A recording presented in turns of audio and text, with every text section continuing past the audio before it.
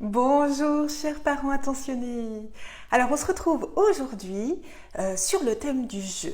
Pourquoi est-ce important de jouer pour les enfants?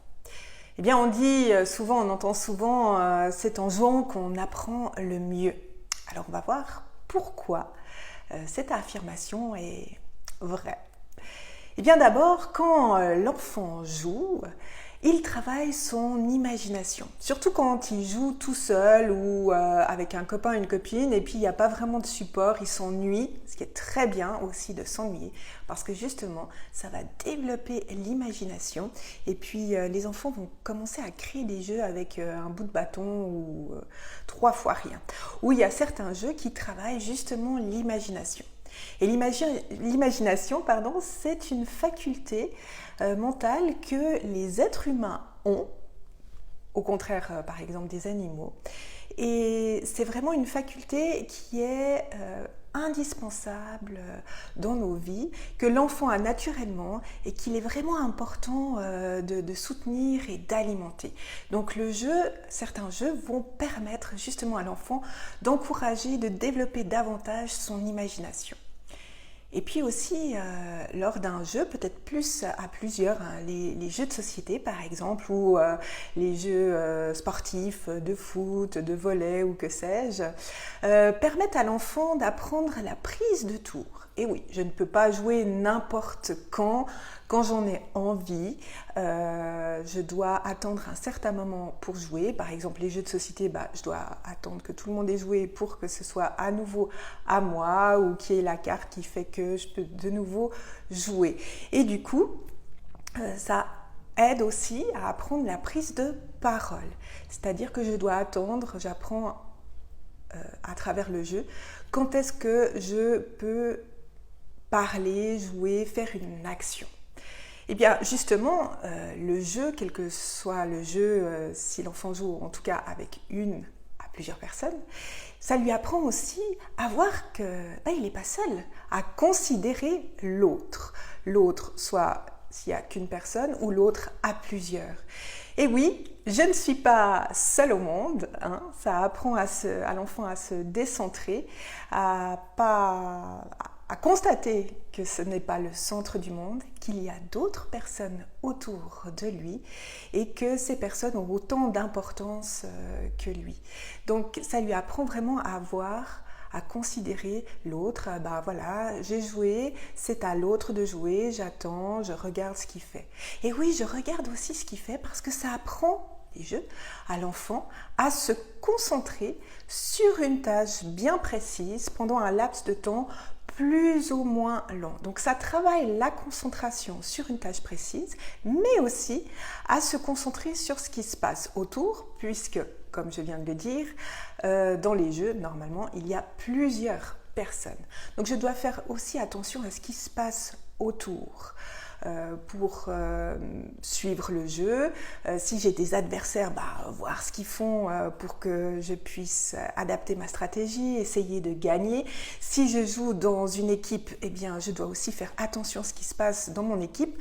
Par exemple, je joue au foot ou au volley, eh bien, je dois regarder ce que les autres font avec le ballon pour pouvoir participer et puis optimiser pour que mon équipe gagne. Mais je dois aussi voir ce que font mes adversaires. Donc vraiment, ça travaille différents types de concentration sur un laps de temps relativement long, hein. En tout cas c'est plus que 5 minutes et ça c'est vraiment intéressant je trouve pour l'enfant.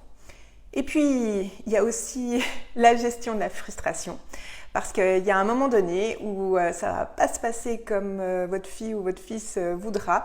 Peut-être que l'enfant va perdre la partie et ça va être plus ou moins difficile à gérer cette frustration d'avoir perdu, en tout cas de ne pas avoir réussi à faire comme il voulait, comme elle voulait. Donc ça lui permet justement petit à petit de gérer cette frustration, d'accepter l'échec, de ne pas voir forcément les choses comme un échec, mais une expérience pour s'améliorer. Donc en fait, à travers le jeu, eh bien l'enfant travaille toutes ces notions, puis là j'en ai dit quelques-unes, je dirais les principales. Il y a encore plein de choses que l'enfant travaille à travers le jeu. Donc l'enfant travaille en fait, mais sans s'en rendre compte. hein. Et c'est donc là toute la magie en fait du jeu. C'est-à-dire qu'on travaille, parce que nous aussi, hein, on travaille sans s'en rendre compte quand on joue plein de notions, on renforce des choses qui sont déjà là par la répétition et c'est comme ça que nous fonctionnons.